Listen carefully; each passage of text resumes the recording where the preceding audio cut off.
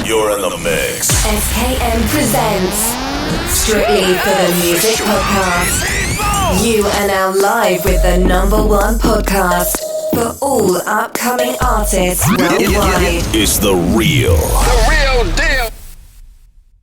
Strictly for the Music Podcast, a platform for all upcoming artists of all genres. Ladies and gentlemen, tonight I got a special guest, a returning guest at that, residing in Atlanta, Georgia, a voice actor.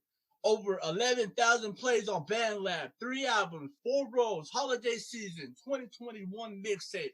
Ladies and gentlemen, with no further ado, my next guest, the entertaining Zenith. Hey, how's it going, everybody? I got it right, big dog. Yeah, you got it. You got it this time. Thank you, bro. Hey, man, I appreciate you coming back on the podcast, man. It's been a minute.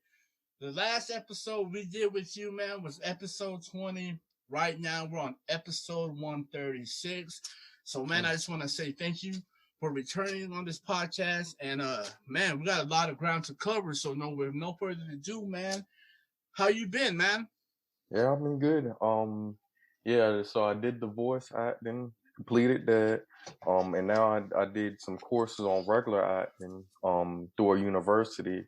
So I just gotta order my diploma for that. So I haven't done any like movies or anything, but I can put that on my acting resume that I do voice acting, and I took courses on drama and acting. So that's one update. Man. All right, man. So last interview, man, we covered the beginning, and we started off with how'd you come up with the name? And you told us what it was about, man. It was the top of success, right? Yep, the Zenith. Yep, top of success. All right, man. Dope, man.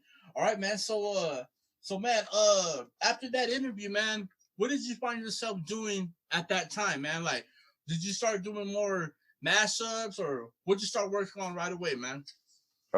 Yeah, like doing mashups, because I do mashups, remixes, and then my original songs. Like a lot of people just try to do like the popular people, but I actually try to do the people that's like up and coming singers that are good in heads. So I actually try to put them in mashups as well. But I haven't seen anybody do that. And I also try to, if I can reach out to them. Sometimes people are so popular that you're never going to get an answer from them. But yeah, some of them that, either they say yes or no. If they say no, I'll take it down or don't work on it at all. And then if they say yes, then I just, put them in a mashup. It might be with their favorite artist, or it might be with another artist that I feel like they really sound good with. And, comes about, they end up liking it, but that's just for the mashups. And remixes is for like, mainly the remixes I do is for with the popular artists that I really like, feel like I really like their music. So I, just hop on a song just like a lot of other people be doing. Yeah, man. So so let me ask you this, man. Give us a little bit of a mashup, like an example of a mashup of what you do, man. Like basically mashup, well, it depends on the beat. Sometimes you want to switch up the beat. I'm not really a producer, so I have to use beats that's maybe like on YouTube and kind of mash them up together. Like you could take, for example, I posted Streets by Doja Cat, and then 34 plus 35 by Ariana Grande. And I mashed them up. Okay. And I was just using Streets instrumental. But the remix that I used was from Disclosure's remix, which is like I think they're like a duo in the UK. They're a separate remix of Streets by Doja Cat, but I just used that instrumentals, and then like in part of Ariana Grande's verse in 34 plus 35, I switched the beat up to the regular street and then went back to it. So it's like different things you can put into like mashups. Just two separate songs, making them sound like they're the same, like in the same room. That's pretty much what a mashup is, like making it like they're in the same studio. Like sometimes you might hear somebody put Michael Jackson with Pop Smoke, Like, and it makes them sound like they're in the same, room together, even though they're from two different eras. Yeah. That's dope, man. That's dope. So, man, thank you for covering that, man. I had to know, and I know the audience is gonna want to know more about what a mashup and what you do on your end. You know what I'm saying? So, great example, man. Thank you for giving us the inside depth of what you do.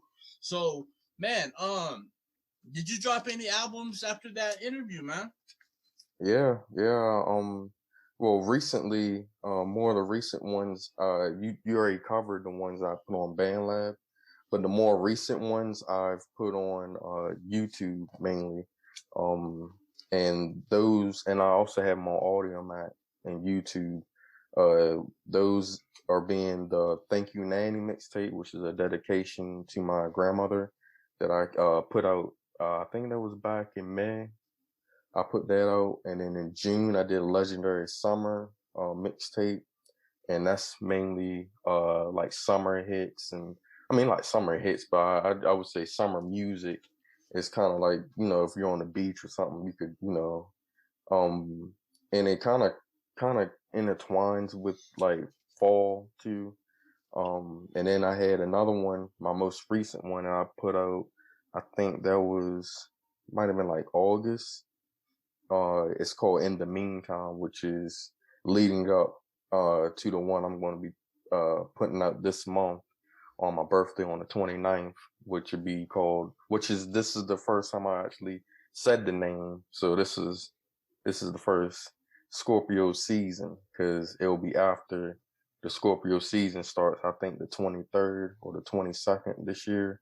And I'm a Scorpio, so it's kind of like representing all the Scorpios, and it'll be out on YouTube October 29th, the full version, and then some of the songs will be on Audio Mac. Won't be all of them though, but all of it will be on YouTube. Yeah, man. So, man, I see you blowing up on Audio Mac too, man. Yeah. I'm trying to do my thing on there too. Yep. So let me ask you this, man. Who got you involved with Audio Mac, man? Well, that with Audio Mac, I was trying to look for alternative. Like I didn't only want to be on one platform, right? And Audio Mac, I think some artists might have been just promoting it, and I've actually I kept seeing a lot of rappers and then I saw this Audio Mac sign. Like, Audio Mac, they have these artists like King Von before he passed, and other artists, they had them do like a freestyle or a song that, I guess they're releasing, and they, Audio Mac shoots it. And I was like, well, all right, I didn't know it was actually a platform, and got some, it's some other people I've known that's on there too. Well, other than yourself as well, you're on there. But yeah, that's how I got into it, was looking for alternative. Because like I told you, I was on Google Plus first, and then found BandLab once that was done. Once Google Plus left, I went to BandLab, and once I was on BandLab, I was like, all right, I want to reach a different audience, and that's how I found Audio Mac. Man, you have like milestones that you've done completed on Audio Mac, right? Yeah. I mean, unfortunately, some songs have gotten taken down on Audio Mac. And that's because like labels, I don't think they understand like mashup. Like labels get confused, and I think that's what happened a lot on YouTube. But now they're being more lenient with it. But that's why I left YouTube the first time, and I'll explain to the people, is because a lot of labels think you're trying to steal people's songs when you're just trying to actually you have a creative mind. So you're like, all right, I think this would sound good with this song. And a lot of labels is like, oh yeah, you're trying to steal our clients' material, when it's not the case. You're just trying to have it, like if something's being played on the radio all the time, a lot of times that's when people get tired of it. If you bring something fresh, something new to people's ears, it's like, oh, I like this song even more because this is not the way it was on the radio. Right. So that's why I was like, a lot of these labels, be telling Audiomack to take the song down, but I'm like, I'm putting all the links to your artist, so I'm not really and I put that I don't claim any copyrights, but I know that's not enough.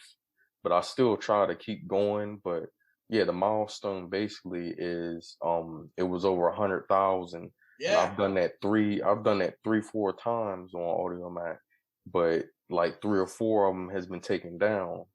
But Damn, man. yeah, exactly. Yeah.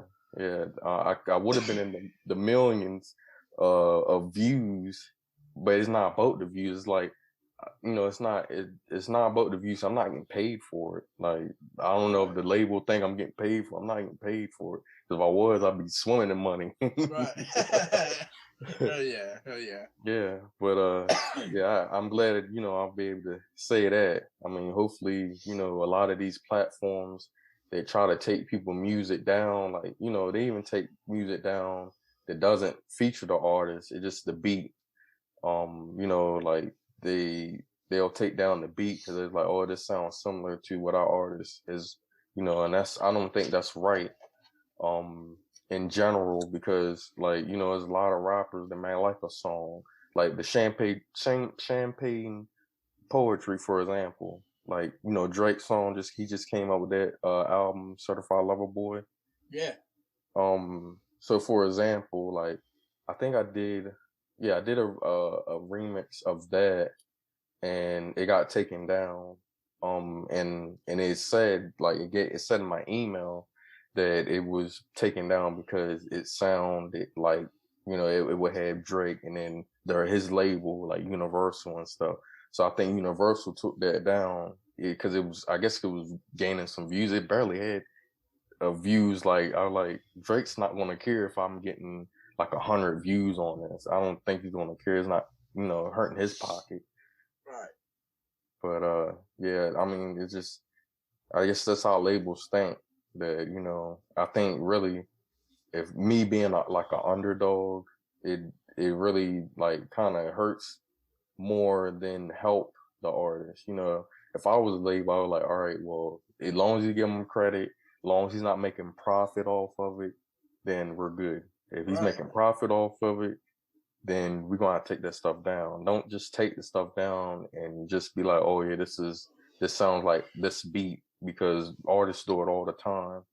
They might modify certain beats from another song and put it, I think they call it extrapolation. I might be saying that wrong or something like that. But yeah, that's what happened with that. Yeah, man. All right, man. So man, we got a little well, I'm gonna say right now, man, 100,000 views, bro, on Audiomack, man. How much time did you get that done, man? Well, I started on Audiomack like January 2020, and that was a remix that I did of "Stuck with You" with Justin Bieber, Ariana Grande, and there was some other artists on there that I mashed up together, and that probably would have had almost 200K, but well, before it was taken down, it had over 100,000 on there, and that's one of them. Then I did a Tootsie Slide remix. And that was like a remix mashed up, and I gave everybody credit. I gave the producers and all that, and where to find them on YouTube. A lot of artists don't do that. They just like take all the credit. I could have just like edited by TZ or something, edited by the Entertainment Zenith. Could have ran away with it, but I didn't. I try to give everybody credit that I got it from and mashed it up and stuff like that. I don't even, a lot of times all I would just get is the producer featuring producer. I mean, featuring, artists, but yeah, that Tootsie Slide remix got over 100,000, and then now it's hopefully they don't take it down, but it's one that Stormzy Own It with Ed Sheeran and Burna Boy, and it's another artist on there, and it's kind of like a mashup as well, and that's got over 137,000 views. Damn. Yeah. Yep. So in Audiomack, I got almost 800,000 in total, almost 800,000. 800,000, man. Yep. Yeah. That's crazy, man. That's, you know what, man. Congratulations, man. And Yeah, this is, thank and you. hey, bro, this is not with no, you have no marketing agency behind you either. They're Nope. just picking it up on it, huh? Yeah, yeah, pretty much. Yeah, just picking up on it, and I mean, I'm thanking everybody that stuck with it, because it was when stuff get taken down and you really try to take your time on it. A lot of times you be like, "Die, well, maybe I should just leave this platform or something," or maybe they don't want me there. You just feel that way, like maybe they don't want you there. But after that, like after continuous support, I think I still post stuff on there, and like I said, the whole version will be on YouTube, but some songs I'm gonna put on Audio Mac, because I think they should be more lenient with labels and things like that of artists, because sometimes artists, you know like for me, like I said, I like doing mashups, remixes, features, all that kind of stuff, on top of, part of being a musician is, collaborating. Mm-hmm. So like that's why I feel like that they should be more lenient on, sometimes you hear a nice beat, you might want to rap off of it just by yourself. Like I've done that, and you don't want to have that worrisome of it being taken down. So I think they should look more into that, in my opinion. Yeah, man. That's dope, man, that you bring that up. And man, so man, we got the Audio Mac cracking, man. Man, Hmm. oh, your TikTok, man. Oh yeah, TikTok. Man, you've been going ham on TikTok, man. I'm telling you, man. Yep. All my notifications say TZ, entertaining Zenith. I'm like Zenith. I'm like, man, bro. You mean, bro? We're doing all these platforms, man. How do you find it to stay motivated, man? There's something inside me is like I've thought of that. Like sometimes you do feel like, oh man, I don't feel like doing it today, but it's gotta it gotta have an end game. Gotta have a plan, and a lot of time passion has to do with it. Like if something's your passion, it just won't die. It just won't, no matter how many times you feel like, all right, like something back in it said, oh yeah, I shouldn't do this, or you can't do this and all that. But passion is the one that brings that light out and like, all right, I'm gonna do it anyway.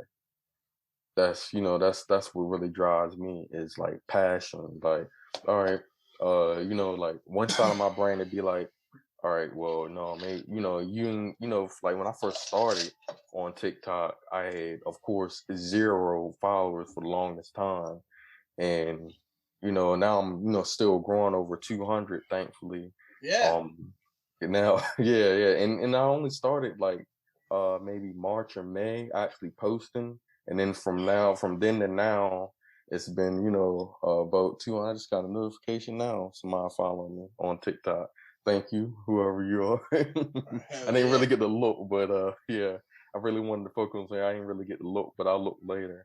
Um, but yeah, it's just like um with TikTok, I mean, like, I've been posting them on YouTube too, the same stuff I put on TikTok. Yeah. So it's kind of like doubling up. I don't have to, I'm sitting back just saying, oh yeah, what time is it? Oh yeah, I'm gonna post this. It's right. It's not like I'm, doing it live, but still entertaining, because the entertaining, Xena The thing. topic success, man. Yeah. So You already uh, know. yeah, with the answer your question, it's just straight passion, and if you don't have a passion, whatever you got passion in, you should go for. That's my advice to anybody. Not to go by anybody else's voices in your head, even if your own self tell you, you can't do something, I shouldn't do this. That a lot of times that's coming from other people that you heard say the same thing to you, and I've had it so many times. Like I told you before, like when I was telling people I was gonna, that I was rapping and stuff, I hid that stuff in school because people were talking about oh, 50 Cent was the big rapper back then. He's like, oh, you're gonna be 10 Cent and stuff like that. Oh Like, hell no. yeah, exactly. So that instead of like being depressed and stuff like that, actually just it gave me a whole nother drive and hunger and get better at it. You know, like I used to write my songs and now I haven't written in years and stuff. So, and even well, I haven't released the song yet, but you'll if you're able to hear on YouTube the 29th when I released that mixtape, there's a song on there I said I might not write again. I just freestyle off the top of my head with a right beat. Hell yeah. So I gotta ask you this, man. I've been watching your TikTok, man. Mm-hmm. So how did you come up with the concept of going to the vending machine and just picking out any random snack, man, and just freestyling it, bro? What made you come up with that concept, man? Yeah, that one I just was like, one time I was just eating my lunch on break, and I was like, I just felt like, you know, I feel like I can do, you know, something. Like I just had a rap come in my mind, and I just kept looking at the snack like, well, I haven't seen nobody do it, so I'm like, bam, I just like look at the Oreos and bam, look at a Hershey bar, and then bam, you know, it just came, you know, literally out of nowhere, and like different objects I was, you know, rapping about. Yeah. And I'll get back to it. I just try not be You're trying to stand out, bro. Yeah, stand out, and I try not to be repetitive. Right. Like if every song is like a snap machine, you're gonna run out for one. And then people gonna be like, dang, it's stale. Like, what else can you talk about? Right, man. And then you know what, man? That was dope, bro. Because I'm like, man. You accumulated a lot of views on TikTok, man. Right? Yeah. Like over 4,000 likes, thankfully. Yeah. Damn. Yeah. So that's you know, and I used to try to do the duets more, but now I'm like, I'd rather people get to know me some. Then I'll do the duets, you know, but I do it then and there. I try to like, you know, mix it up sometimes. You can't, you know, there's a such thing as having a niche, as they say, you know, to have a niche when you're doing TikToks and any platform. But to me, like, if I got more marbles, I don't want to have my ducks all in a row, you know. I want to have a whole bunch of marbles to be able to throw like they had on Squid Game. Did you see that yet? Squid Game, like they had the marble and they were throwing it in the hole. Yeah. So that's how I want. Like I want all these different marbles that I can throw in a hole, which is like I'm saying like different ways I can, you know, generate views and, you know, pique people's interest, you know, and a lot of times TikToks, like some of them, they might have had like, you know, 50 views one day, then the next day they up there at 100, or, you know, it grows, could have 200 or 300. So yeah, I'm just, you know, I'm keeping pushing on there and see how it goes, how far I can go. All right, man. So let me ask you this: what is like, how did you start accumulating money off of TikTok, man? Well, yeah, I haven't gotten to that point, but they said 10,000 followers you gotta get. Once you get 10,000, you can generate money on that. I ain't made it that point, but hey, if I do, I'll take the money. But you know, I don't know if you heard, but they have like a YouTube Shorts fee. Not fee, but they're gonna start paying people for YouTube Shorts. Oh, really? So if anybody out there that's listening now, I would get on that Shorts right now. I've been getting on them, and literally my channel has, like, maybe I had 100, now I've gained over 80 subscribers and gained probably over 50K views and stuff on there. I would say that's just an estimate, because when I started doing Shorts, which was like a few months ago, I might have had maybe like 30,000 views, and now I'm up to over 100K views. So I would urge anybody that's trying to, you know, build their YouTube, to start with Shorts, and, you know, and also do your own, you know, content and stuff. Definitely, man. That's dope. Doing the mashups, man, and I know that right there takes quite a bit of time. you know, to get everything perfected and to release and everything. But man, on top of that, you got TikTok that you already 4,000 likes, man. You barely started it. Your YouTube, almost over 200 subscribers, man. Yep. Man, yeah, I'm telling trying. you, man. Look, man, you're the top of success. You know the content you're bringing is entertaining, man. A lot of people are tuning into this, man. With all the love and the support you got, man, so far, bro, it has to be overwhelming, man. Yeah, I mean, I'll be shocked when I look on my analytics for different things, and they might say, "Oh yeah, you got 4,000," and they ain't even done all of them. Like they can't even count all of them because it's going so fast. You know, so that's definitely a blessing. In all parts, like Audio Mac, you know, TikTok, YouTube. I still remember, and I keep in the front of my head when I had nobody. Like when there was nobody listening, I was, you know, fearful to hear, you know, of my own family of hearing. Because I was like, I didn't think I was like good when I first started, and just progressing. Like that was like way back in. Well, I first started, like I told you, in '01, but like '08 was really, I was kind of like really actually writing songs back then, and I was like, I didn't know I had no clue that I would make it this far. And, you know, it just, you know, hopefully we can do another interview, you know, when I'm even farther than this. Let's talk about this, man. BandLab. BandLab? Yeah. Your debut was when? Debut was October 2019, I believe. Yeah, October 2019. 2019, man. Since then, man, you accumulated over 11K plays on it, man. Bro, yeah. Another platform you're chilling, bro. Yeah. I mean, man, it's just like, man, like every platform you're getting good at, though. You know, like your numbers are growing, man, and it's amazing to see, bro. But man, having that much plays with only a certain amount of following, man, that's definitely got to show you that you got talent, bro. Yeah, somebody must be listening, because I was like, yeah, when I, you know, like I got like one point something K on followers, and then, you know, like that's really how you know that you're doing pretty good on a platform when you got way more plays than you have followers. Right. Because if it's the other way around, if you got way more followers and you got plays, then, you know, people are staying, but they ain't listening. So people are listening to me, thankfully, and you know, some people are actually sticking around for the journey, see what's coming next. So that's yeah, like I said, that's blessing. Yeah, and, man. Blessings over blessings over blessings, man. Yeah.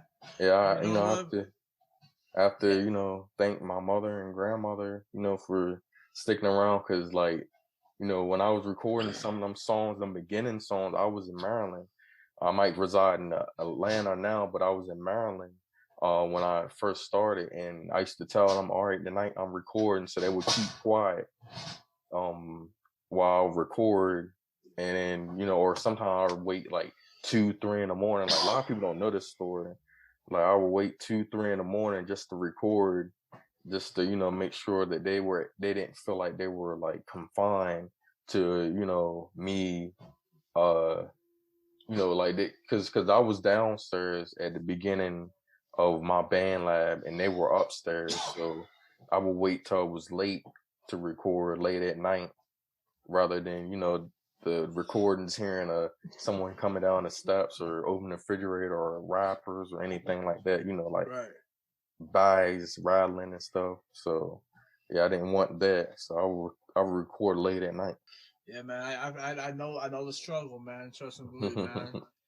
Hey, bro, at the beginning, man, I had to do every podcast, bro, in the restroom, man. So I know I know where you're coming from, man. You gotta have your peace and quiet time, and you gotta be able to set the mood and get everything correctly, man. Because, man, doing things, recording, whether it's recording, doing a podcast, man, you gotta have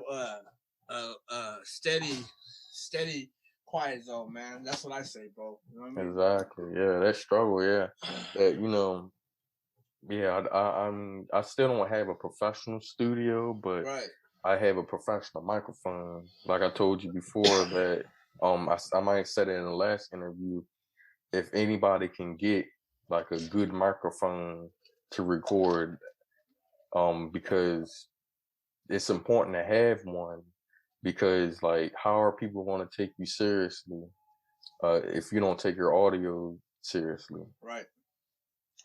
Yeah, man. I know it, man. Because man, a good mic is always the best thing that I would invest into if I'm a singer, rapper, you know, Mm-hmm. whatever, Yeah. man. You gotta have that good quality, man, because man, that quality is gonna help you at the end of the day, man. Exactly. Yeah. Like I started with headphones, but that's a great start. Like you just got a set of headphones. A lot of times that can push out some good audio. But like I said, if someone, as an alternative, if you're gonna take it seriously, rapping, podcast, singing, all the above, to get some kind of, it ain't gotta be the most expensive professional mic, but just to have one that has some good quality, crisp sound, so people will know that you're taking your stuff seriously. Because I hear a lot of people, and I'm not dissing anybody on like Audio Mac or Band Lab, but there's a lot of people that don't sound like they have the best quality, and sometimes you can't afford it. But I'm just saying that it ain't gotta be then and now, but you save your money here and there. Because I had to buy mine out of work paycheck. Exactly, man. Exactly, bro. And you know what I mean? Everything, excuse me, everything that I have, man, whether it's from a laptop to my microphone to my mic stand, bro, all hard work money. I ain't have to go out and do nothing illegal to get it, man. And that's how you want to do nowadays, man. You know what I'm saying? Mm-hmm. Because nowadays, man, you can't get away with nothing, bro. Oh, no, you know? yeah. Definitely want to So, do it the legal way. exactly, man. So let's move on, man. Um, I don't think I asked you this last interview, but I'm gonna ask you now. What separates you from different art? Or how are you different from other artists, man? Well, I think my content's different. Like, well, let's go back because, um, all right, you know how it is. Nowadays it seems like everybody's on the K-pop wave now, Yeah. and like I literally have songs from like 2016, 2015 when I was already on that. So like I feel like I'm ahead of the wave in some aspects. Like I was hopping on UK remixes back in 2015, 2016. Now people doing that now. So I think that's what's like I know what's ahead of and I used to I put on Facebook at one point that I felt like Spanish and Korean music. Well, I was just talking about music, but now it's like the whole media, Spanish, Korean. That's like taking over Netflix and stuff like that. Um, so yeah, to answer your question, basically, I just feel like my content matter is different because I do like a melodic rapping, and then sometimes I hop on an EDM track, and then sometimes I do something that's uh like I've actually already released. It's like a mashup of Japanese and Spanish. So I'm already like listening and doing things in different languages and different lanes to see, you know, I'm not just sticking with one genre. I'm not going to just stick with rap. I'm going to try. I'm willing to try different things. There's some rap songs that sound like R&B, and then there's some that sounds pop, and some of them is going to be worldly because it's a different language, and that's what I think distinguish me, because I'm not just wanting to be um one dimensional. I want to be worldwide, like Pitbull, Mr. Worldwide. That's right, man. Yeah, man, you definitely want to get your music spread it everywhere across the globe, man. And that's dope that you say that, man. Because a lot of people, they just want to be popular in their town, man. You want to do it bigger, dog, and that's dope, bro. Yeah, and to be honest, I'm not even popular in my town. I don't think I am. I mean, it could be. I mean, I've come from a small town, but I didn't really start like going at it, and I didn't have an interview. Like you were my first interview, so I didn't even have that until I got in Georgia. So I don't even really think anybody they might eventually. I think eventually they're gonna see I'm be in that algorithm somewhere and they're gonna like, oh that's my classmate. He up there got, over 20,000 views on this video. Wow. He's doing good. That's gonna be dope, bro. That's dope, yeah. man. So, just never know. I mean, I don't forget where I came from. That's why I always mention that I'm actually from a small town, Cambridge, Maryland. Actually, they say that Jay-Z lived there for a while. Wow. Yeah. So Man. I mean, some of my family members actually met him. That's my dope. father remembers him. And my mother says she's seen him before too. Oh yeah. All right, man. So we'll get into the good part, man. Your catalog, man. And I'm just saying what I see, bro.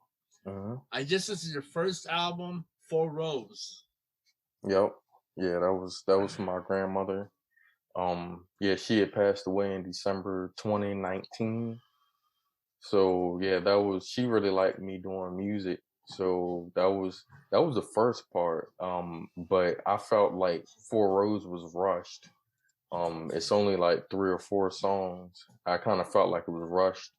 But if you keep going, I'll tell you when the second part. Yeah, man. Was this like an album full of covers, bro? Pretty much, they were like mashups. Yeah, that was pretty much like mashups cause she liked when I did that. She's like, when I said earlier when I said it sounded like they're in the same room, that was one of the things that she said. She was like, oh, it really sounds like they're in the same room together. Recording, or like you could just imagine them on stage together doing that. So yeah, that's why. Right, man. And I'll be the first one to say it too on here, man. I've heard your mashup, bro, and I'm gonna tell you, man. I feel the same way, my man. How did like? That's what I'm saying. Like, how? I mean, that got to take you quite a bit of time to get everything perfected, man. It does. Yeah, it definitely takes time as far as like trying to get audio, like trying to get the the volume right, and making sure this beat isn't off track, because sometimes I double people's vocals and stuff like that. So yeah, it does take some time. At least sometimes takes days, because you really want to make sure it's good. You definitely got an ear for music, man. I'm gonna say straight up, man. Thank you. Yeah, I mean, yeah, it's a matter of trial and error, because you listen to my stuff that was like 2010. I still keep that on my computer, like to reflect back where I've came from. And to now, it's like it's like night and day, literally. Because when I first started, like, to be honest with you, I started with recording off the television. So between verses, I would have to, like, I would wait till an instrumental break, and then I would do my little verse, like, and it wouldn't be good because one take for one, and it was, there's no punching in or anything like that. You just doing one take, and if I mess up, I mess up. Right. So a lot of time it would, like, I remember like listening to some of my really old songs. It was a lot of gibberish. Like I would say, on my back and shoot ya, like some kind of gibberish stuff that wouldn't be worth like releasing. Right. So because I ran out of words, and it was like, you have to be in that zone for freestyle. Yeah, right. That's why I tell anybody, like, some people punch in, but sometimes you gotta be in that zone. So you want to move on to the next one, man? So that holiday season or Yep. holiday season? Okay. And this an LP? Yeah, that was a more that was more of like a. I was trying to go for like a Christmas feel mixed with just but not only Christmas because sometimes Christmas that's just December to some people, and some people just Christmas Eve and Christmas Day, but like holiday season that's kind of like covering November, December, that even people some people would consider January holiday, because of New Year's and stuff. But I really call November, December mainly the holiday season because like Thanksgiving, you eating, then Christmas you eating, getting gifts. So I was like that was kind of like the mixture of them two. So that's why I call it holiday season, not just call it Christmas because some people don't celebrate that. They do Kwanzaa, Hanukkah, Yeah. Holiday season, man. Dope, man. Yeah, thank you. Yeah, man, we're gonna definitely have to play that, and we're gonna have to do some reactions too, man. So with that being said, man, holiday season, the next one we got is 2021 Mixtape. Or was there something before that, man? I believe that is the next one because that was the beginning of the year. I released that in January. There's actually some that's on Audiomack that's not on BandLab. But yeah, that one was the beginning of the year. So that my goal was just like how I'm gonna set the year scene up, like how I'm gonna set the set the mood. I mean, set the mood for January. And yeah, that and actually that one I believe features the No Lights with Jalen Heater. I believe that's the one he's on. Well, that was actually supposed to be his song, but he ended up giving it to me. Yo, bro. So how did you get involved with Jalen Heater, man? Well, that was basically just back and forth messaging. I always supported his music even before he like he's really catching waves now, now, and I'm happy for him because like I remember when he was just starting out, and I would share his music then, and he remembered that, and so that's why he wanted to collaborate. That's dope, man. Big shout out to Jalen Heater. If you're listening to this podcast, man, thank you for helping the homie out, Yeah, definitely helped out with we that song on BandLab. Yeah, they had people talking for a while because I don't think that was like, I think we got two different styles. Like his is really R&B type, vibes, and mine is like a melodic kind of rap, kind of R&B touch, like a touch of R&B and pop mix. So it was a good blend. But we're of course very different people, but that makes the best collaborations. Two different people, but they make good music. So I mean, even and actually, Jalen, if you actually listening, if you ever want me on one of your stuff, like literally, we can make that happen too. Dope. Hell yeah, man. That's dope, man. All right, man. So you want to start off with the first song? Where they at? Where they at? Yeah, that one was mainly like it's like a intro type feel, like where they at, like I guess even though everybody has haters, even though I had never been dissed, thankfully, and I don't want to get dissed. Not that I fear this, but I feel like I can be really methodical. If someone did diss me, I would be ready for it, but I don't want to diss nobody. Right. So yeah, where they at, it's kind of like it's kind of like charged up, You just charging up. It wasn't really like a diss track or anything to nobody. It just was like where they at, Yeah. It had that battery pack in them, huh? Yeah, just a little battery pack. Yeah, just one. It wasn't two of them, just one. Hell yeah, man. All right, man. Stuck on You. Stuck on You. Yeah, well, that's a UK singer on there. I think her name is um Ayana? Ayana K. Yeah. Yeah, yeah. Um, yeah, that one.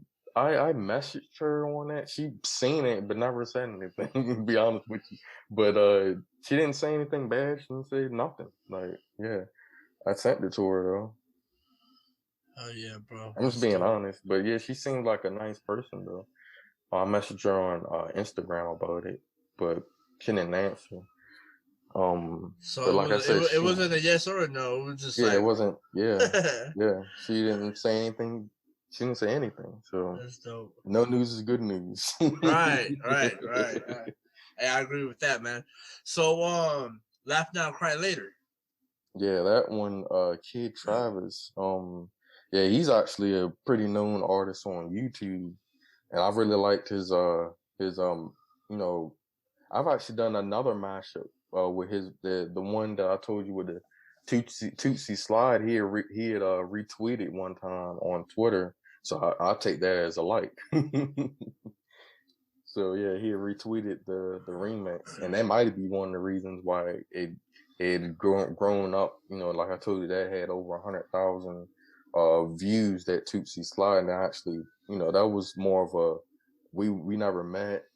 I've shown support to him, and he has answered before. So yeah, big shout out to Kid Travis actually. Yeah, man. All right, man. Last song. Let Us Be Thankful. Let us be thankful. Yeah, that's what, you know. I'm thankful. You know, where you even had me on our podcast again, because it's like, you know, instead of getting cocky and stuff like that, with uh, you know, all of us, anybody that's like growing in numbers and views and followers, some people fill their head up and be like, well, they're better than this person, that person that might not have as much. Like, let us be thankful. It's kind of about, like, let us be thankful for what we got right now. Cause, you know, uh, so a personal story, cause I can say it now because I'm out of that. Like when I was in Maryland, like it was really, uh, not, the house wasn't really supposed to be livable technically. Cause it was like part of the floors was cracking and had bats, rodents, all this kind of stuff running around. And uh, let us be thankful is kind of like, coming away from that, and being thankful for where I'm at now. But, of course, doesn't mean it's the last step. So, you have to keep progressing. Hell yeah, man. That's absolutely right too, man. Progression, man. Definitely got to keep your foot on the pedal, bro. Yeah, just and keep moving up, keep moving forward. Because there's no looking back, and that's the way I look at it. Like, I'm in Georgia now. It doesn't mean that 6-8 months from now I might be somewhere else, and we might be having an interview somewhere else. Hell yeah. Moving on up. All right. All right, man. So I'm gonna say like this, man. Thank you, Manny. Mixtape. That was after holidays or Mixtape 2021. Yep. Okay, man. So this was actually an album to your nanny, bro. This is, you dedicated this whole album to her, man. Yep. And yeah, give us the details, man. Yeah, so this was part 2 of 4 Roads that was more thought out. It took me like 6 months to actually get this. Like, I wanted, the whole thing's a dedication to her. And like every song I wanted it to be like, as if when she was alive, that I could go downstairs and play this song and she started tapping her feet and she's like, oh, I've play that again, and stuff like that. So I wanted all of them. So this is the one I really actually brung it to. And this is actually one of my favorite ones because I feel like it's a good body of work. Absolutely right, man. And you actually off the album, man. You got to produce the vitals, right? Song, first song off the album, man. Dogecoin. You got to tell us about this, man. Dogecoin, yeah, the cryptocurrency Dogecoin. Well, back then it was going up. I mean, now it's up and down now, but I still have shares on it. So that was where that Dogecoin song came out. I was like, I'm gonna be silly on it, and it actually wasn't supposed to be a song. It's actually just me intro. That's why I put it as the intro, because it's just me talking about Dogecoin. It's not really even it's just like a TED talk. Okay. All right, man. This is dope, man. So how did you get into Doge, man? Dogecoin, I just kept seeing it, and I actually got on it pretty kind of early, early 2020, and I was like, yeah. So you're one of the beginners, man. Yeah, it was. Hey, bro, when no one believed in you, you were there believing, bro. yeah. So yeah, I kind of relate to Dogecoin, where I'm getting up in cents, and then come from nothing. Now like everybody's on Shiba Inu now. That's another crypto people's on now. Even though that's supposed to be the Doge killer, they say, quote unquote, but I still like Dogecoin. I have Shiba Inu too, because hey, money's money. Right. Hey, bro, I actually even got you into Pi, bro. Yeah, you did. Yeah. Yep. Yeah, man, we actually kind of like a partnership, I guess you would say, bro. But anyway, so you can get onto Pi Network, man, and you could literally just, all you have to do is be on the internet for 1 second, hit the button to what is it called, man? What's the name for it? Let me see. I know I got that app still. What was the thing where you like? All right, so you make Bitcoin. What is it called, bro? Oh, like Pi. Yeah, it's like Pi browser, Pi mining. Yeah, mining. Yeah. There you go, mining. Yep. So you can actually mine this coin off of your phone, man, and it's pretty dope, man. I'm almost up to 1,000, so I know. I feel you when you talk about cryptocurrency, man. I'm a fan of it. I think this is gonna be, man. I gotta get onto that Dogecoin though, man. I gotta be able to accumulate on that too, man, because you're doing good, man. You know what I mean? Yeah. It's doing good, man. I'm just holding. Right. Hodling, bro. Yeah, exactly. Yeah, and I'm doing that with that AMC. There's a whole bunch of other ones. I'm just holding on to it. All right, man. So on that subject, man, give us a little in depth, and let us get to know TZ, man. How did you get into this crypto, man? And what got you into stocks and all that, dog? The whole 10 yards, bro. Well, as far as like stocks and crypto, I think I got in stocks first.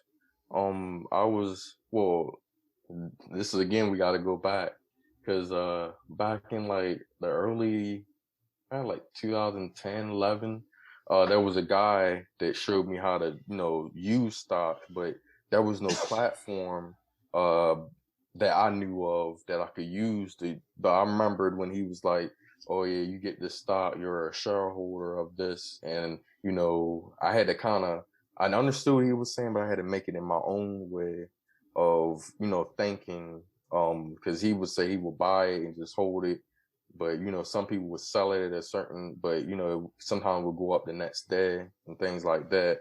But moreover, so when I was at work and I was working at the Hyatt in Maryland, Cambridge, Maryland, and one of he's classmate too. I ain't gonna say his name because he might not want his name said, but he showed me the app Robinhood, and that's where I started from. I got more cryptocurrency apps now, but that's where I started from, Robinhood, and I just started putting a little money, and I was like, oh, okay, well, I see this going up. I start seeing trends that when it was going up, when it was going down. Yeah.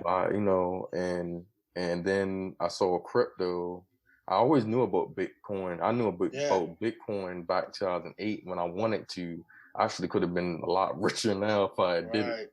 But I saw you and me both, man. Yeah, like I seen commercials on Bitcoin back in 2008, and I was like, oh yeah, well, we don't know if this is gonna be. And I was like, something kept telling me, but I didn't have the money, I didn't have a job back then and I didn't have a platform to, like Robinhood was back then.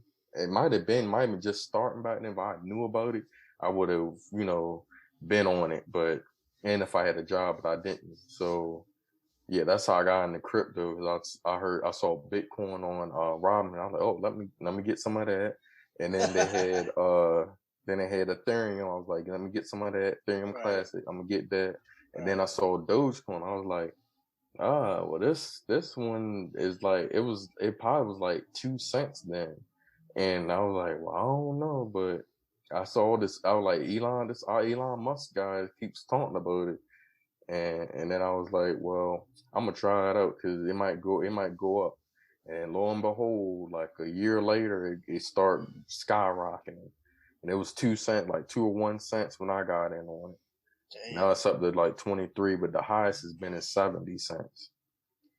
Man, 70 cents, man. Dogecoin. Yeah, man. There's a lot of people going crazy over this crypto, man. Oh yeah. So I mean, yeah, man. It's hard to keep up, man. You know what I mean? Yeah, there's new ones made every single day. Exactly. Like, there's so many different coins made, and they're like this went up 1,000%. I know it's like it's like a trend, like, something's underground. That's when everybody gets on it, then start getting popular, and then some people, it's gonna skyrocket or it's gonna kind of like just maintain. It depends. Yeah. Like if a celebrity get on it, then it's gonna skyrocket. Yeah. Yeah, man. That's a little bit about crypto, man. I mean, bro, you know what I mean? Bro, with the music and with the job and with the investing, man, bro, you must be a busy man, bro. Yeah, sometimes I feel like that.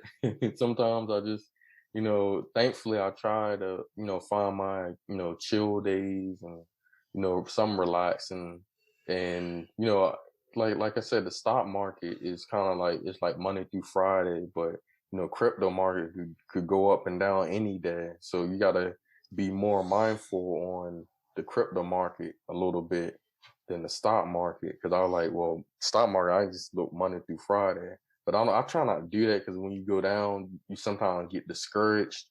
Then when you go up, you feel like, oh yeah, I'm doing something, but then you go down. But that's when I start buying. If anybody, is listening, it's in the stocks or crypto, I buy it low, and then you go higher than when you would have been before. Buy the dip. Yeah, buy the dip. Yeah, keep out there, buy the dip. That's literally. Hell yeah, brother. All right, man. So let's move on to the next song, Lemon Pepper Freestyle, man. Yeah. Oh, that one actually was going there. That was a little. I was actually surprised when I played that back. I don't know if it was. I think that was like 1 or 2 takes, because I just had a lot on my mind then.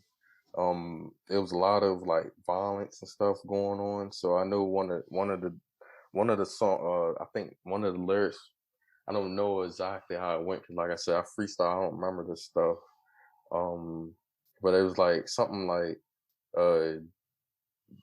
basically the lyric was saying that sometimes you look at light skin and dark skin as if we're racist. It's not exactly that line, but it was like, because I kept seeing all this stuff about light skinned brothers do this and dark skinned brothers do that, and I knew it before it was a joke, but now it's like I feel like it's too much. Like we all African American, we all African, like. Yeah, man. So, Lemon Pepper Freestyle. Then we got Start of It All, produced by Wavy Season and Kiko. Yep. So Start of It All, that's kind of like going back, to back in elementary school when I was, yeah, like that's why you see that maple line. Yeah, that's the elementary school I went to, Maple Elementary. Yep. So that was like Start of It All. good and bad from that, because you know, like I still remember a lot of fights, you know, and a lot of, you know, bullying, teasing that I had to go through. But also that's when I started like kind of, you know, dealing with the music and in that like 01, 2000, 2001 era. All right, man. So how did you hook up with the producer, man? Wavy Season and Kiko. Well, that literally was a free beat off YouTube. I Oh, didn't. okay. Yeah. Hey, we gotta shout the producers out, man. Yeah, You know what I that got mean? to. It's a lot So of people that yeah. don't. Hey, Kayla Ray and Kid Travis Peaches. Features, yeah. She actually really nice. That Kayla Ray, she's an artist based in Colorado. And I think I actually asked permission for that one. Yeah, I think because I didn't think she was gonna answer because she got a lot of followers, like over 100,000, I think, followers on Damn. Instagram and stuff. I didn't think she was gonna answer, but she's been on like tour with Ray Shremmerd and been around like Wiz Khalifa and stuff, like, you know, dumb artists, like, Wow. signed artists. But yeah, she's actually responsive. And she actually gave him permission to use her vocals for that. And Kid Travis, like I said, he's been cool with, you know, he ain't said nothing negative from anything I've, you know, sent them or, you know, or anything along those lines. He's always been, you know, seemed like a good guy. But Definitely, yeah, man. that was actually that's two separate covers that I just blended all in one, and then I like put my verse while she was harmonizing, but we never met or anything. None of us ever met. I just put that all in one. Hell yeah, man. Alexi Blue featuring Nico Positions. Yeah. So Nico is they're a duo. And I believe they're a couple. I'm not sure. I don't want to put couple on them. I think they're a couple, but they're definitely a duo, and they're definitely popular on YouTube, and they've been supportive too. Alexi Blue, she actually I think she retweeted that one on her Twitter at one point when I Wow. posted it, when I tagged her in it on Twitter, and I think she retweeted that one. Wow. Yeah, so that was cool. So I take that as a like too. That's dope, man. Yeah. If you got these celebs, man, and they're going out of the way with all the things they got going on, they share your stuff, man, you're doing something Mhm. right, bro. You're definitely doing something right. Yeah, definitely. All right, Yeah, man. and that positions meaning Ariana Grande, just so people will know if they don't know. That's Ariana Grande from her album Positions. It's a So cover. let me ask you this, man. So did you take off the vocals or the instrumental off and put the couple as the lyrics or what? Uh, well, let me think. So I know I started off first, and then it, you know, a lot of time I try to set the scene if I'm gonna go first on a verse, and then Alexi comes in, and then Nico comes in, I believe, at the last part. So it was just a matter of putting my vocals. You know, she had um basically, you know, a lot of cover singers, they use the same instrumentals. Like some producers post instrumentals, so they'll use it and they just give them credit. And so that was one of those kind of things. She used the instrumental. I found the instrumental that she used, so I just, you know, put my stuff in front. Then she went, and then they went, and that's how that went. Hell yeah, man. Casey and Hayder Derek Do It remix. Yeah, that one. She gave me full permission to use that one. And I told her, like, I asked her if I could do a remix for that, and she's like, "Yeah, do it." And then she Wow, reposted it on Instagram, and I think she's got over 100,000 followers. She bro, reposted it. bro, this is crazy, man. This is crazy what you're telling me. Uh, Man, so you actually, before you do these mashups or these covers, man, you even go out of your way to even tell these celebs that you're doing this and they respond back, bro? Yeah, yeah. And they reshare your music, bro. Yeah. That's that's a blessing in itself. Like a lot of, like I said, I ain't gonna lie, because I don't want people to think that I'm always successful. But sometimes I've still got like a lot of times if I'm waiting too long and I feel like they're not feeling they. If I'm waiting too long and they don't answer, I just like, all right, well, no, I'm not gonna do it. It's a lot of songs that could have been out that I didn't do because I didn't want someone to be offended. But some of them actually do respond and be like, all right, well, this is cool or that's dope. And Definitely, man. Definitely. Janae, Comfortable. Yep, that was another one that I asked her if I could use her cover, and she was nice enough to say yes. And I actually went for it. So, and I think she did hear it. Yeah, she liked it. Yeah, that was yup. Yeah, well, I posted on Instagram, and she liked and I think her aunt might have liked it too. So I all in the family. Hell yeah. That's right, man. All right, man. So, Purpose, produced by JCOV. Oh yeah. I know you know JCOV from BandLab. Yeah. Yep. So his album has got that same song on it because he said that he wanted me to do the intro, and I said, well, if I'm gonna do the intro for yours, can I still use it for my project? And he said, yeah. He said, yeah. Because it was his beat. That was completely his beat. All I did, he said, all he wanted me to do was say a couple things to it, and I did that, and he liked it. So it's on his album and it's on mine. Hell yeah. Shout out to the producer, JCOV. All right, Yeah, man. J. Ropes is Cole. at, yeah, J. Cole. Ropes is at my feet, produced by CDs. Oh yeah. See, that was kind of like this is a double entendre, like a double meaning of you know, the thank you nanny thing, because the one I call Nanny is her real name is Rose. That was my grandmother's name. So I said Yeah. Rose at my feet. So it's that meaning. And then it's also Roses at my feet. Like, cause I was not too long seeing, that was when Come to America, I think it was either out or coming out.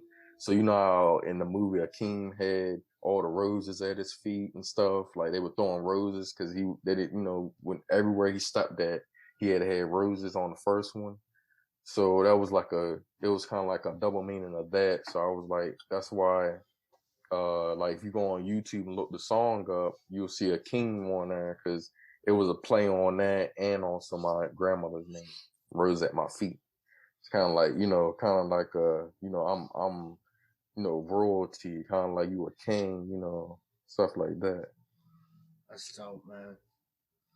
Hell yeah, man. Thank You Nanny, produced by Manny Manhattan. Yep, Manny Manhattan. Like I said, that's another beat that I saw on YouTube. And that was more like farewell. I know like technically like she had passed away 2019, but it was still it still felt new when like she grew. Basically, she helped raise me. My mother and grandmother. Like my younger years, it was just us and then some of my cousins. So yeah, with that, it really felt like this was like a farewell the right way. Because like I said, Four Rose felt rushed, and this one took about 6 months to do in total. And yeah, that Thank You Nanny was like thank you for everything. Like, and even that album cover is actually an actual letter that I wrote to her in 2010 because I didn't have a job then. So she bought everything for my graduation, like cap, gown, all that. She took care of, and it was like, thank you for that. It's thank you for helping my mother out. Thank you for raising my mother. Thank you for everything that she's done. That's right, man. All right, man. Let's move on to the next album, man. Legendary Summer. Am I correct? Yep, Legendary Summer. Legendary Summer, man. Center of everything, produced by Apex Groove.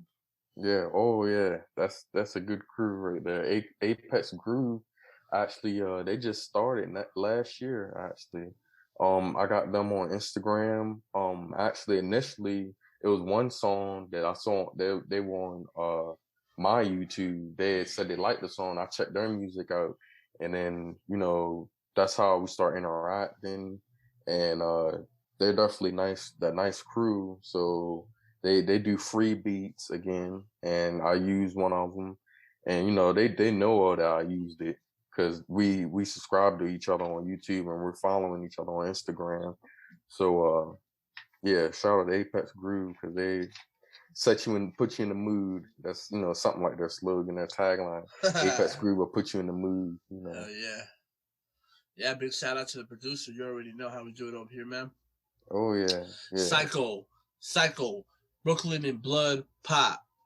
Oh yeah, that was I don't know if you. I mean, that back then, it was inevitable to that blood.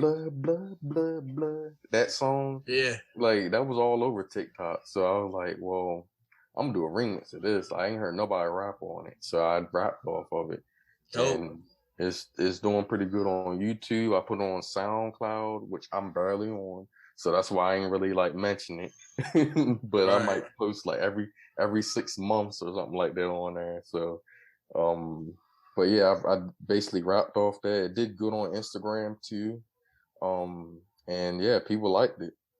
That's dope, bro. All right, man. Let me ask you this: what song inspired you the most off this album, man? Legendary Summer. Let me see. I want to say. Well, which one inspired me the most? Yeah. I guess I think it might have been like Center of Everything, because that's one of the only ones I did by myself. And I think that's also Apex Groove. That's the producer. Yeah, Apex Groove produced that.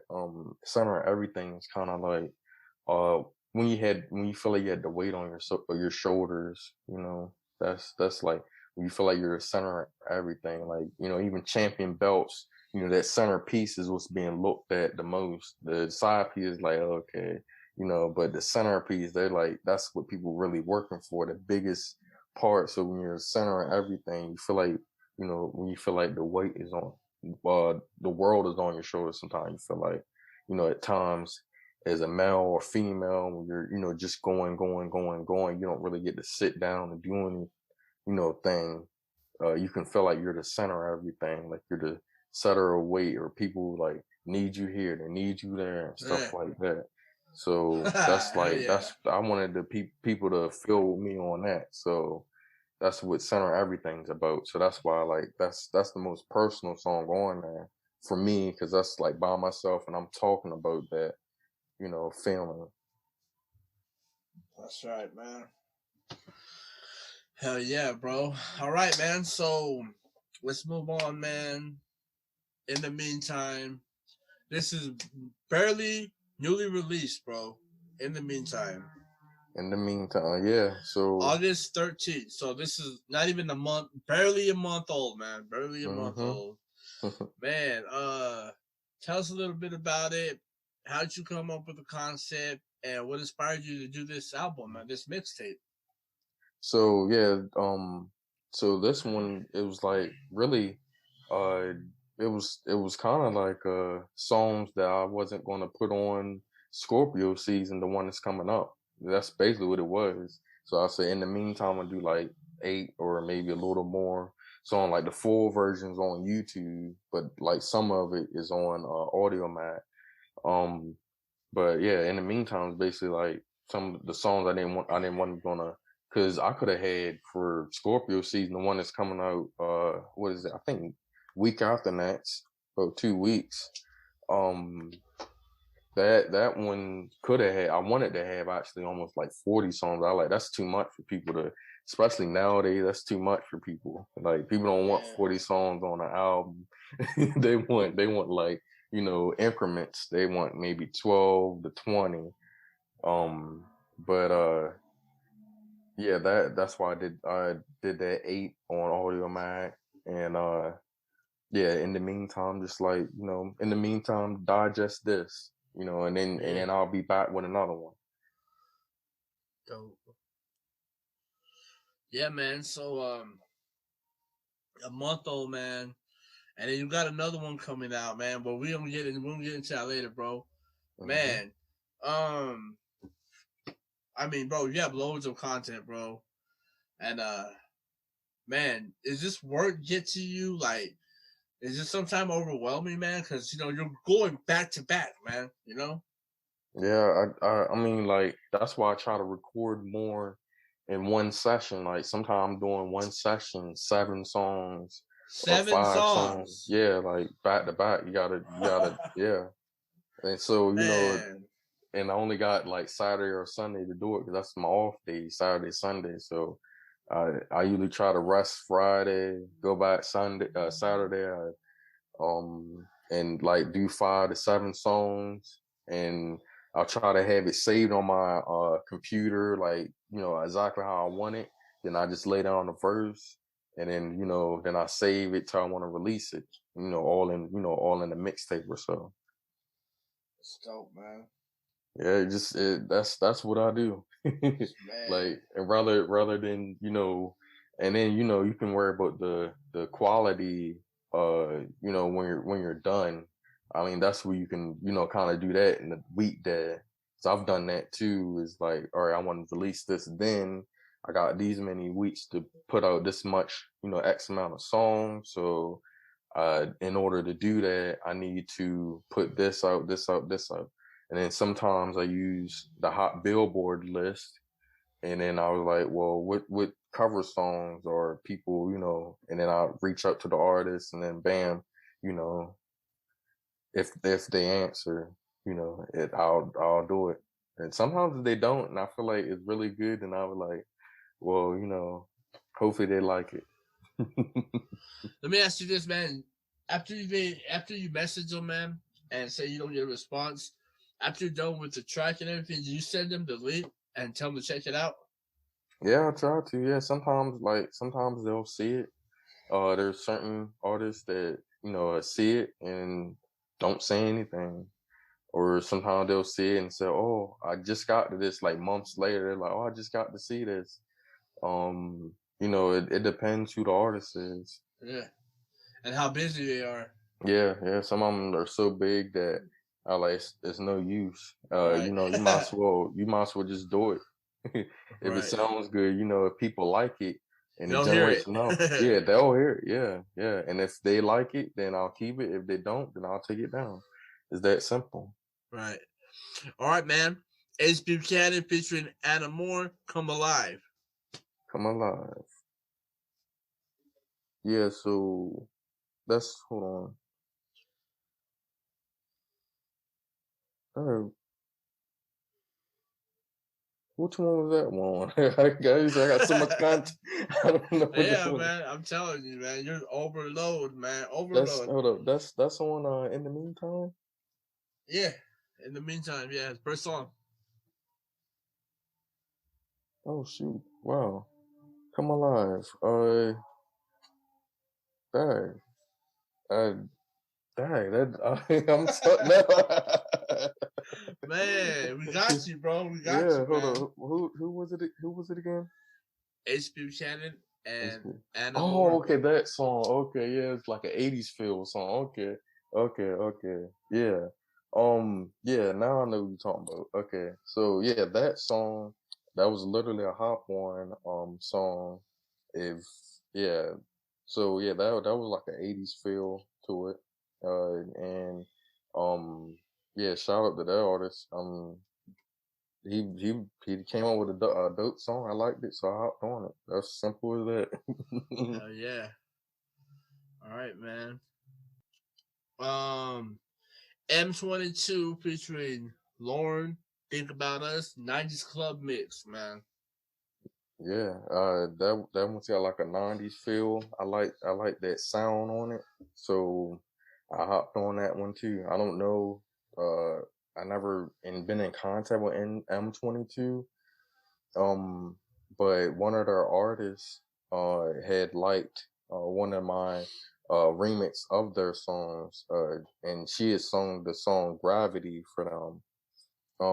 And so yeah, she had liked that, and I had no clue that she would have, because I was like, she her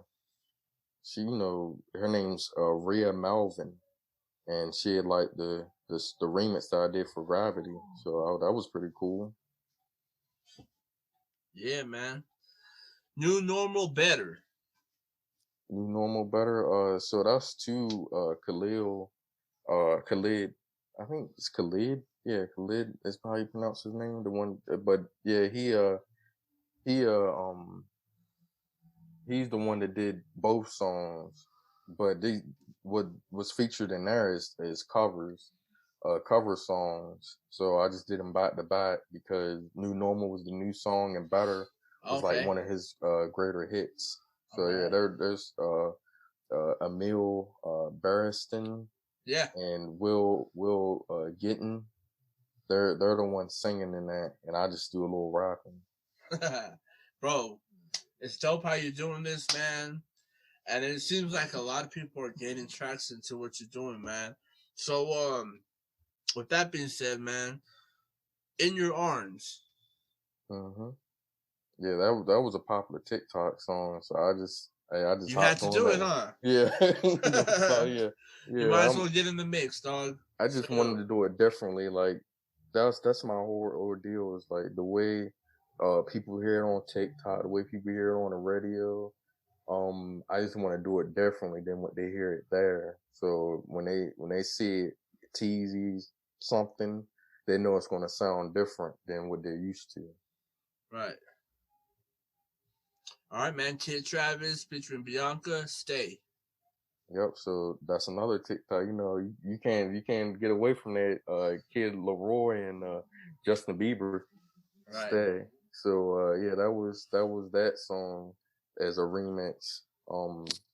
Yeah, people. It seem like people like that too. But yeah, Bianca. I've tried to reach out, but I haven't gotten an answer from her. But maybe one day I will. Right. Hell yeah, man. Definitely got to be consistent on that, man. Yeah. And man, you got a lot of big things coming. So with that being said, man, we're gonna go and jump down to the last song. In the meantime, produced by Apex Crew, man. Yeah. That. In the meantime, song just was kind of like actually in the last part of that song, I do remember saying, "Get ready for the next round," and the next round comes out October 29th. October 29th, ladies and gentlemen, you heard it right here. So, man, you got a YouTube popping, man. Let me ask you this, man. Do you have any music videos the viewers can watch, man? I don't have any personal ones. Right now, that's my kind of music videos. What I'm coming with is kind of like my TikToks. Yeah. But I don't have like any like music videos as far as featuring myself. If I was going to do that, I want to do it a professional way. Yeah. But yeah, I don't have any music videos. All right, man. So can we expect that in the future, man? Yeah, I would say in the future, if gain more traction enough that photographer or videographer want to reach out and say, hey, we want you on this, or a movie, something with a movie in it. Hey, I'll be all for it. All ears to see how we can set something up. Yeah, most definitely, man. And if the price tag is right, man, you already know. That too. Yeah, that too. All right, man. So let me ask you this, man. Have you performed any concerts before, or done any open mics, man, live performances, any of that sort? I'm not sure if I asked you in the first interview, but if you could, for the viewers that haven't heard you or don't know, you know what I'm saying, bro? Nope.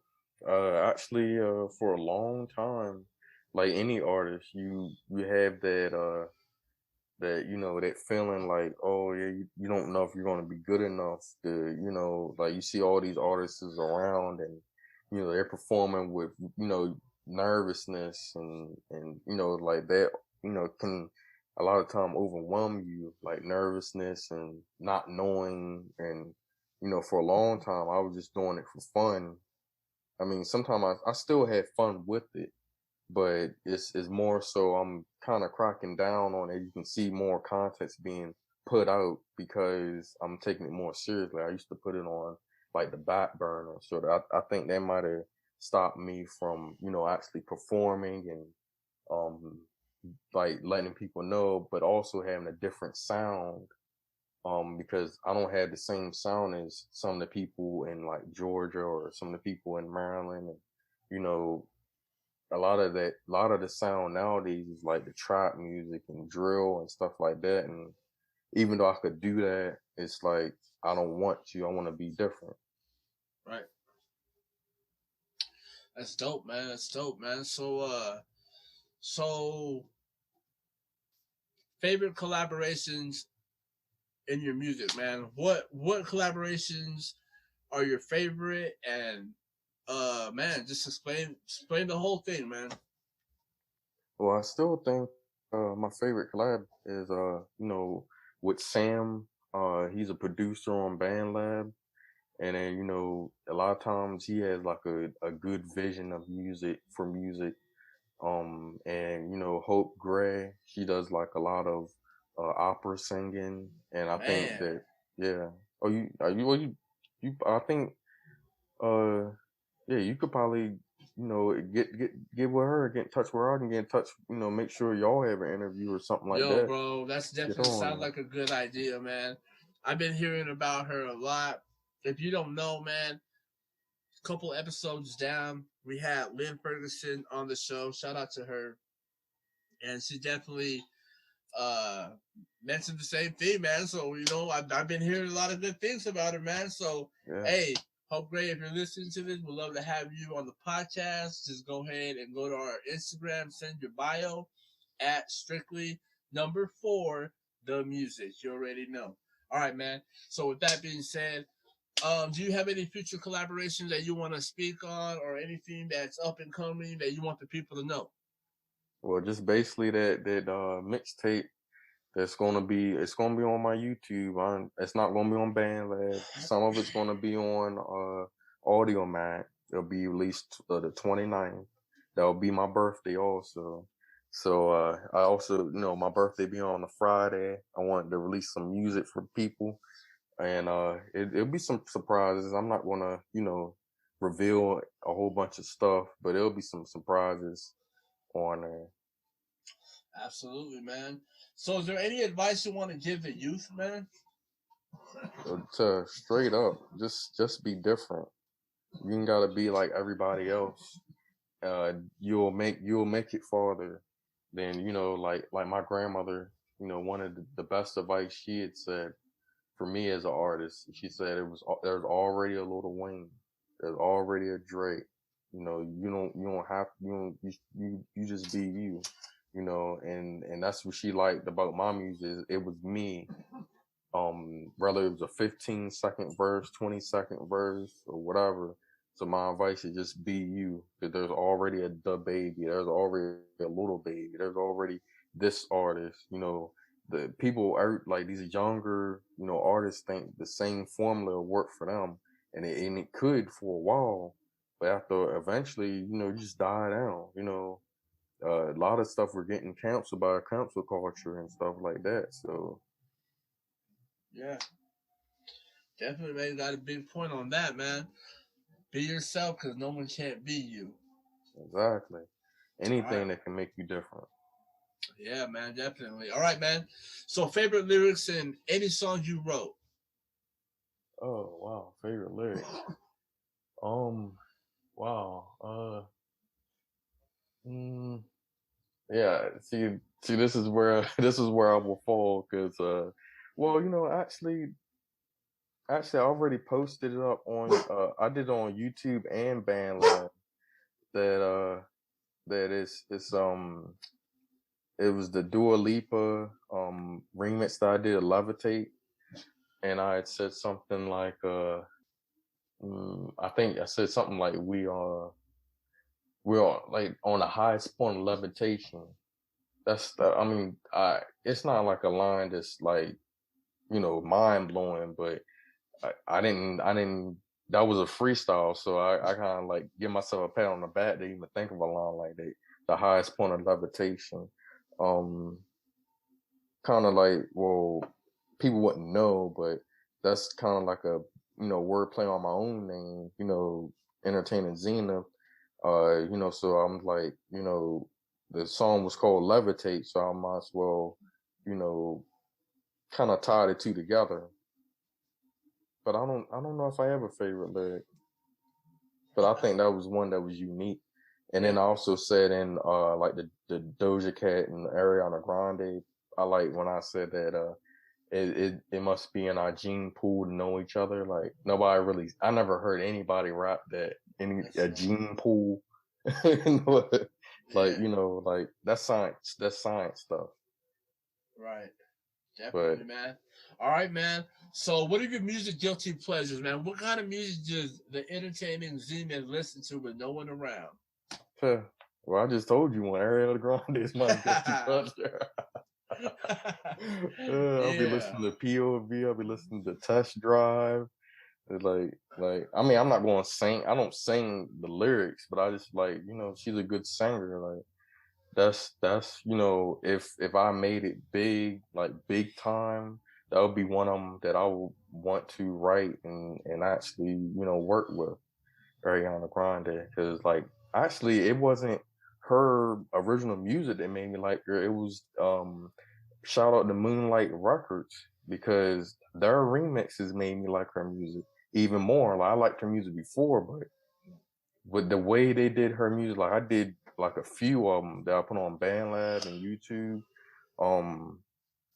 The way they do a whole bunch of mashups, and the way they do it is like they really put like some time in that. So yeah, Moonlight Records, they really made Ariana Grande sound really good. So that's what made me like them even more. Was them. Dope. Oh yeah, big dog. So, all right, man. What ways do you find yourself marketing to get a better viewership for the people to find you, people to be able to interact with TZ, man?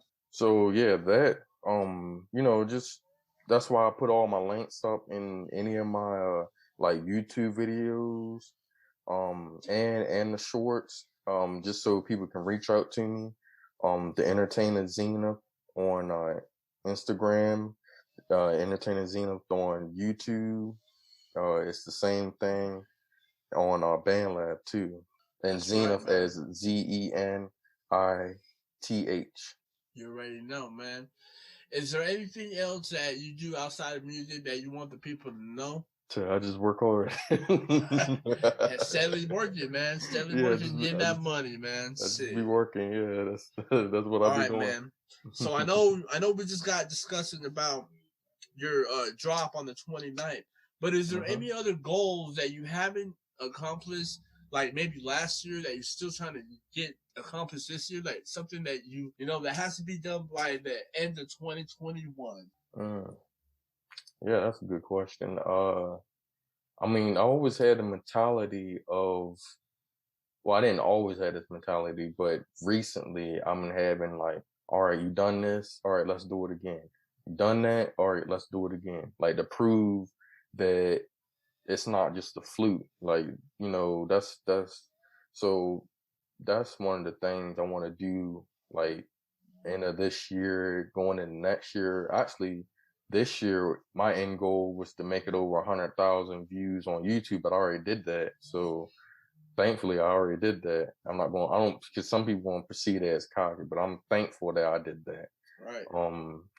So yeah, that was the goal, and I actually did that. So I did my goal for, but if you're asking me for 2022 goal, my goal is to do that again. So I want to make 200,000 views for YouTube by the end of 2022, and I want to make 8,000 likes and maybe 600 followers on TikTok by the end of 2022, something like that. All right, man. So, best advice anyone has given you, man. Best advice anybody's given me.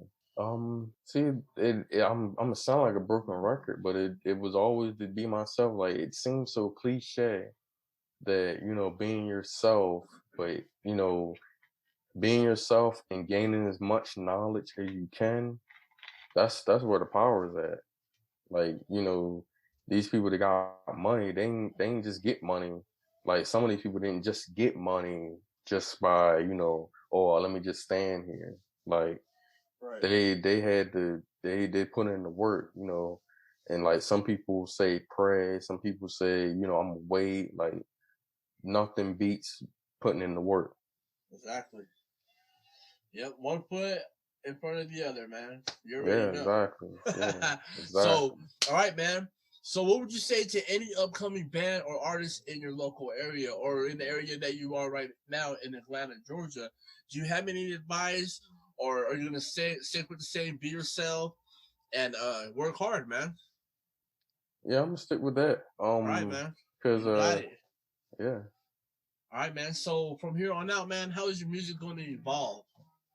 I don't think I'm involved by using different sounds. I want to, well, like I like you did say that you heard some of my recent stuff. A lot of that stuff is going to be on the next mixtape that I'm putting out. Okay. So some of that was actually drill music.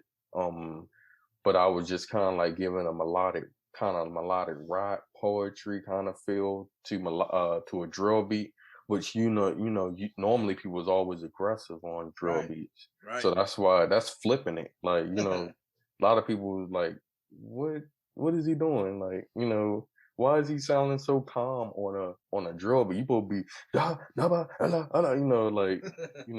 so Standing out, man. Standing out. It's all in the the process. Exactly, man. And I want to get to know like more languages, not like to speak, but actually to work with people more in different languages. I need to actually start working with more people on BandLab, but I haven't been doing that because I don't always be on BandLab, unfortunately. But I need to get back to doing that, and then we'll have more people that I actually know instead of like Instagram texting and stuff like that. So yeah, I'm gonna get back to that. That needs to be my goal before the end of this year, because I still might do one for December, but I don't know what the name's gonna be. Definitely, man. All right, man. So, your upcoming release, October 29th, man. Let the people know what they can expect off the album. Give us a little update if you have any collaborations and any people you want to give a shout out right now, man. So yeah, basically this one is supposed to have like a fall type kind of feel with this, and it's supposed to represent for the Scorpios.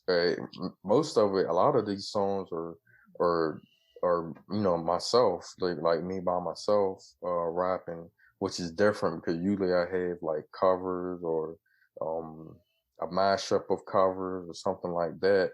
So this has really been since Thank You Nanny, because Thank You Nanny was also one that I had like by myself.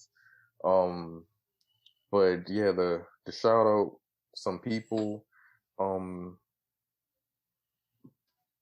Well, some of them I just hopped on.